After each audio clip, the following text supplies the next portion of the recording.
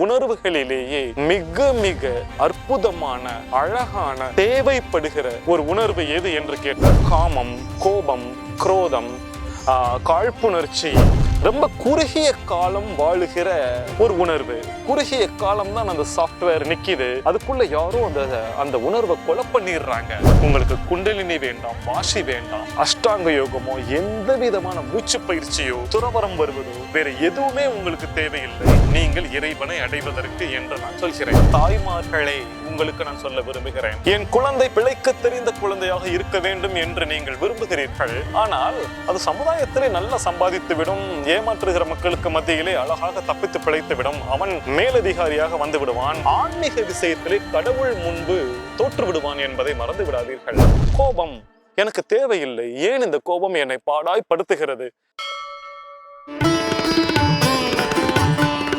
ஓம் நம சிவாய நமக. அனைத்திலும் மேலான ஆன்மாவை வணங்கி மகிழ்கிறேன். அன்பார்ந்த பெருமக்களே, நமஸ்காரம். இந்த வெகுளித்தனம் என்கிற ஒரு உணர்வை பற்றி இந்த பதிவிலே பேசுவதற்காக இறைவனால் பணிக்கப்பட்டுள்ளேன். நம்ம பிறந்த உடனே பகவான் நம்முடைய உடலுக்குள், நம்முடைய ஆன்மாவுக்குள்ளே நிறைய சாஃப்ட்வேரை டவுன்லோட் பண்ணி இன்ஸ்டால் பண்ணி வச்சிடுறாரு. அந்த சாஃப்ட்வேர் ஒன்னும் எந்தெந்த பருவத்திலே ஆக்டிவேட் ஆக வேண்டும் என்கிற அலாரம் டைமை செட் பண்ணி வச்சிடுறாரு. ஒரு உதாரணத்திற்கு காமம், கோபம், குரோதம், காழ்ப்புணர்ச்சி, ஞானம், ஆசை, இது போன்ற ஒவ்வொரு உணர்ச்சியுமே எந்த தருணத்தில் ஆக்டிவேட் ஆக வேண்டும் அவர் ஏற்கனவே டவுன்லோட் பண்ணி இன்ஸ்டால் பண்ணி வச்சிடுறாரு. நம்ம பிறக்கும் பொழுதே எல்லா சாஃப்ட்வேரும் நம்முடைய ஆன்மாவிலே இன்ஸ்டால் ஆகி இருக்கும். ஆனால் அது எப்பொழுது ஆக்டிவேட் ஆக வேண்டும்? ஒரு 17-15 வயது வந்தவுடனே காமம் ஆக்டிவேட் ஆக வேண்டும், ஆசை இந்த குறிப்பிட்ட வயதிலே வந்தவுடன் ஆக்டிவேட் ஆக வேண்டும் என்று ஒவ்வொரு சாஃப்ட்வேருக்கும் அலாரம் டைம் வச்சிருக்கிறாரு ஆக்டிவேஷனுக்காக. வெகுளித்தனம் என்கிற இன்னும் ஒரு சாஃப்ட்வேரையும் நம்மளுடைய உடம்புக்குள்ள டவுன்லோட் பண்ணி இன்ஸ்டால் பண்ணி வைக்கிறாரு. அது எப்போ ஆக்டிவேட் ஆகுது அப்படின்னா, நம்ம பிறந்த முதல் நொடியிலேயே அது ஆக்டிவேட் ஆகி விடுகிறது. நம்ம குழந்தையாக பிறந்த உடனேயே வெகுளித்தனம் ஆக்டிவேட் ஆயிடுது. அதை தவிர மீதி சாஃப்ட்வேர் எல்லாம் பிற்பாடுதான் ஆக்டிவேட் செய்யப்படுகிறது.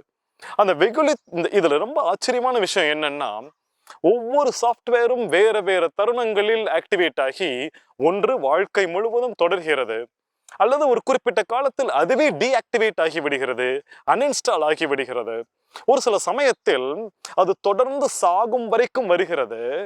அந்த மனிதன் தான் அது தேவையா தேவையில்லையா என்று அவனாக முயற்சி செய்து தனக்கு இந்த சாஃப்ட்வேர் தேவையில்லை என்று அவனே அன்இன்ஸ்டால் பண்ண வேண்டும். அதெல்லாம் ஆன்மீக யோக முறைகளில் அவன் கற்றுக்கொண்டு அதை செய்ய வேண்டும். கோபம் எனக்கு தேவையில்லை, ஏன் இந்த கோபம் என்னை பாடாய் படுத்துகிறது, என்னை முன்னேற்ற விடமாட்டேன் என்கிறது என்பதனால் அவனே முயற்சி செய்து அந்த கோபத்தை அன்இன்ஸ்டால் செய்வதற்கு என்னென்ன யோக பயிற்சிகள் செய்ய வேண்டுமோ அதை எப்படியாவது செய்து அதை அன்இன்ஸ்டால் பண்றதுக்கு முயற்சி பண்றான். இதெல்லாம் வாழ்க்கையில நடக்கிற விஷயங்கள். உங்களுக்கு புரிஞ்சுக்கிறதுக்காக இந்த டெக்னாலஜி வார்த்தைகளை நான் பயன்படுத்தி கொண்டிருக்கிறேன். இப்போ அந்த வெகுளித்தனம் என்கிற விஷயத்திற்கு நான் வருகிறேன். நம் உடலுக்குள்ளே பகவான் இன்ஸ்டால் பண்ணுகிற எக்கச்சக்கமான சாஃப்ட்வேர்களிலேயே, உணர்வுகளிலேயே மிக மிக அற்புதமான அழகான தேவைப்படுகிற ஒரு உணர்வு எது என்று கேட்டால் வெகுளித்தனம் என்று நான் சொல்வேன். அந்த அதாவது உடம்புக்குள்ள பாக்டீரியா இருக்கு தெரியுமா, அதுல குட் பாக்டீரியான்னு ஒண்ணு இருக்கு, பேட் பாக்டீரியான்னு ஒண்ணு இருக்குது. குட் பாக்டீரியா நம்ம உடம்புக்கு தேவை. பேட் பாக்டீரியாஸ் என்ன பண்ணோம்னா உங்களுக்கு காய்ச்சலை தரும், உங்களுக்கு நோயை தரும். அந்த பாக்டீரியாஸ் நம்ம உடம்புக்கு தேவையில்லை. அந்த குட் பாக்டீரியாஸ் உங்களுக்கு நிறைய நன்மைகள் செய்யும். உங்களுக்கு ஜீரணம் ஆவதற்கு உதவி செய்யும், உங்கள் உடலை ஆரோக்கியமாக வைத்துக் கொள்வதற்கு அந்த குட் பாக்டீரியாஸ் உதவி பண்ணும். அதே போல நம்ம உடம்புக்குள்ள பகவான் இன்ஸ்டால் பண்ணி இருக்கிற சாஃப்ட்வேர், அந்த உணர்வுகளிலேயே நல்ல உணர்வுகள் என்று உண்டு, கெட்ட உணர்வுகள் என்று உண்டு. அந்த கெட்ட உணர்வுகள் உங்களை ஆன்மீக பாதையிலும் சரி, உலக முன்னேற்றத்திலும் சரி உங்களை அடையவிடாமல் தடுத்து கொண்டே இருக்கும். நல்ல உணர்வுகள் என்று இன்ஸ்டால் பண்ணி வச்சிருக்கிறாரு. அது உங்களை உயர்த்தி கொண்டே செல்லும், உங்கள் வாழ்க்கையிலும் உயர்த்தி கொண்டு செல்லும், நீங்க உலக வாழ்க்கையில வாழும் போதும் உயர்த்தி கொண்டு செல்லும், ஆன்மீகத்திலும் உயர்த்தி கொண்டு செல்லும். அந்த வகையில வெகுளித்தனம் என்கிற விஷயத்திற்கு நான் வருகிறேன். உங்களை உயர்த்தி கொண்டு செல்கிற உணர்வுகளிலே வெகுளித்தனம் உச்சத்திலே நிற்கிறது. இப்ப இந்த வெகுளித்தனத்தை பத்தி கொஞ்சம் டீட்டெயிலா பேசுறோம்னு வச்சுக்கோங்களேன். அது ஒரு குழந்தை பிறந்த உடனேயே அது ஆக்டிவேட் ஆகி அது அப்படியே வந்துகிட்டே இருக்குது. இதுல ஒரு பெரிய துரதிர்ஷ்டம் என்ன அப்படின்னு கேட்டா, ரொம்ப குறுகிய காலம் வாழுகிற ஒரு உணர்வு. குறுகிய காலம் தான் அந்த சாஃப்ட்வேர் நிக்குது. அதுக்குள்ள யாரோ அந்த அந்த உணர்வை கொலை பண்ணிடுறாங்க. ஒரு 3 வயசு அந்த குழந்தை வந்த உடனேயே அந்த வெகுளித்தனம் என்கிற உணர்வை யாரோ ஒருத்தவங்க கொலை பண்ணிடுறாங்க. அதுக்கப்புறம் அந்த வெகுளித்தனம் அந்த மனிதன் அந்த குழந்தையின் வாழ்க்கையிலே ஒருபோதும் இல்லாமல் போகிறது. அது ஒரு பெரிய துரதிர்ஷ்டம். வெகுளித்தனத்தை பற்றி ஒரு ஒரு ஒரு வார்த்தையில் நான் சொல்லிவிடுகிறேன். உங்களுக்கு எந்த விதமான யோக பயிற்சியும் தேவையில்லை. நீங்கள் வெகுளியாக இருந்தாலே போதுமானது நீங்கள் இறைவனை அடைவதற்கு என்று நான் சொல்கிறேன். உங்களுக்கு குண்டலினி வேண்டாம், வாசி வேண்டாம், அஷ்டாங்க யோகமோ எந்த விதமான மூச்சு பயிற்சியோ துறவரம் வருவதோ வேற எதுவுமே உங்களுக்கு தேவையில்லை. நீங்கள் பிறந்தது முதல் வாழ்க்கை முழுவதும் நீங்கள் வெகுளியாக இருந்தாலே போதும். நீங்கள் முக்தி அடைந்து விடுவீர்கள், இறைவனோடு கலந்து விடுவீர்கள், ஜோதியாக விடுவீர்கள் என்று நான் சொல்கிறேன். ஆனால் இந்த இதுல ஒரு மிகப்பெரிய துரதிர்ஷ்டம் என்னவென்றால், மற்ற உணர்வுகள் எல்லாம் வாழ்க்கை முழுவதும் வருகிறது. கோபம், காமம், குரோதம், அதெல்லாம். இந்த வெகுளித்தனம் என்பது பிறந்து ஒரு 3 வருஷம் இருக்கிறதே அபூர்வம். அதை கொலை செய்வது தாயார். தாயார் தன் குழந்தை வெகுளியாக இருப்பது பொதுவாக 99% தாய்மார்களுக்கு எப்பொழுதுமே பிடிப்பதில்லை. அதற்கு காரணம் என்னவென்றால் பந்தம், பாசம். தன் குழந்தை வெகுளியாக இருந்தால் இந்த உலகத்திலே பிழைத்துக் கொள்ள முடியாதே. தன் குழந்தை பிழைத்துக் கொள்கிற குழந்தையாக இருக்க வேண்டும் என்று ஒவ்வொரு தாயும் ஆசைப்படுகிறாள். ஒரு திருட்டு பயல்களுக்கு மத்தியில என் குழந்தை மாட்டிக்கொள்கிறான் என்றால் என் குழந்தை அவ்வளவு சாமர்த்தியமா தப்பிச்சு வந்துருவான். எவ்வளவு ஏமாத்துக்காரர்கள் மத்தியிலும் சிக்கி கொண்டாலும் என் பையன் பழச்சுக்கிட்டு வந்துருவான் என்று தாய் தன் குழந்தையை தயார்படுத்துகிறாள். அப்போ அவள் தயார்படுத்துகிற பொழுது ஒவ்வொரு சமயத்திலும் அந்த வெகுளித்தனத்தை வெட்டி வீழ்த்தி கொண்டே இருக்கிறாள். அந்த வெகுளித்தனம் செத்துக்கொண்டே இருக்கிறது. அந்த குழந்தை ஒரு 15 வயது பையனாக சேரும் பொழுது அந்த தாய் பெருமிதம் கொள்கிறாள்.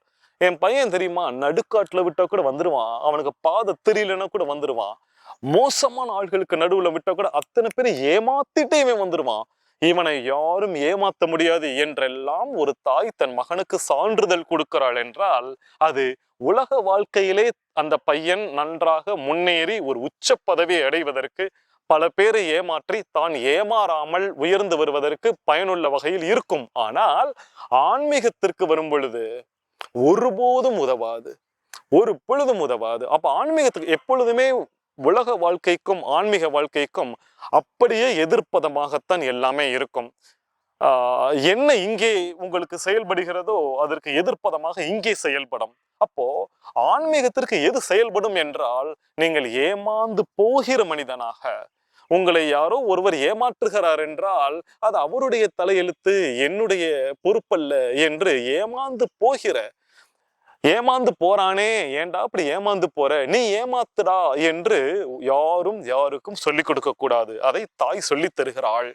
ஒரு மனிதன் ஏமாந்து போகிறான் என்றால் அது அவனுடைய பிழை அல்ல, அந்த பிழை ஏமாற்றுகிறவனுடைய பிழை என்பதனால் அவன் ஏமாந்து போவது, வெகுளியாக இருப்பது, அப்பாவித்தனமாக இருப்பது, இந்த உலகத்தில் பிழைக்க தெரியாத ஒரு பிள்ளையாக இருப்பது, இது போன்ற குழந்தைகள் உண்மையில் சொல்கிறேன் எனக்கு தேவை, கடவுளுக்கு தேவை, உண்மையிலேயே முக்திக்கு தேவை என்பதனால் இந்த வெகுளித்தனம் ஷார்ட் லிவ்டு என்று ஆங்கிலத்தில் சொல்வது போல குறுகிய காலம் வாழ்கிற ஒரு உணர்வாக, சீக்கிரமாக அன்இன்ஸ்டால் பண்ணி விடுகிற, டெஸ்ட்ராய், டீஆக்டிவேட் ஆகிவிடுகிற ஒரு சாஃப்ட்வேராக, அதிகபட்சம் 3 வருடம் ஒரு குழந்தையிடம் இருக்கிற ஒரு உணர்வாக இருந்து போகிறது என்பதனால் தான் அதற்கு இன்னொரு பெயர் ஒன்று வருகிறது.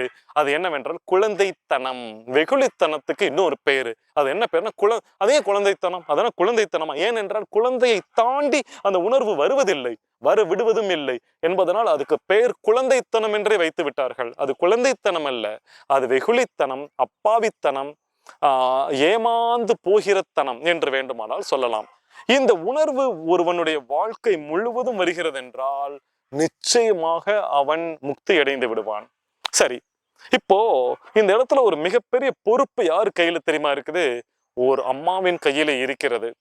99% தாய்மார்கள் தன் குழந்தையின் வெகுளித்தனத்தை கொலை செய்து விடுகிறார்கள்.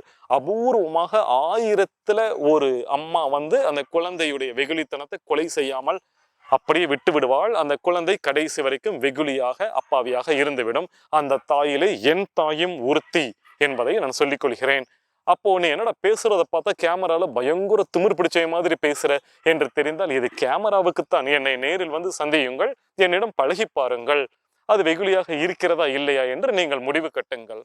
அப்போ ஒரு தாயின் கையிலே தான் இருக்கிறது அந்த வெகுளித்தனத்தை அப்படியே விட்டு விடுவது. அப்படி ஒரு தாய் அமைவது என்பது உங்கள் கையில் இல்லை, உங்களுடைய கர்மாவின் கையில் இருக்கிறது, பிரபஞ்சத்தின் கையில் இருக்கிறது, அது உங்களுடைய பிராரப்தத்தில் இருக்கிறது, அது உங்களுக்கு கொடுப்பினையாக இருக்கிறது என்பதனால் அது அமைவது 1000ல் ஒருவருக்குத்தான் அமைகிறது. இந்த உரையை நான் நிறைவு செய்வதற்கு முன்பாக ஒரு சில பரிந்துரைகளை நான் செய்கிறேன். முதல் பரிந்துரை, தாய்மார்களே, உங்களுக்கு நான் சொல்ல விரும்புகிறேன். என் குழந்தை பிழைக்க தெரிந்த குழந்தையாக இருக்க வேண்டும் என்று நீங்கள் விரும்புகிறீர்கள். ஆனால் அது சமுதாயத்திலே நல்லா சம்பாதித்து விடும், ஏமாற்றுகிற மக்களுக்கு மத்தியிலே அழகாக தப்பித்து பிழைத்து விடும், அவன் மேலதிகாரியாக வந்து விடுவான், பல பேரை தள்ளி விட்டு. ஆனால் ஆன்மீக விஷயத்திலே கடவுள் முன்பு தோற்று விடுவான் என்பதை மறந்து விடாதீர்கள்.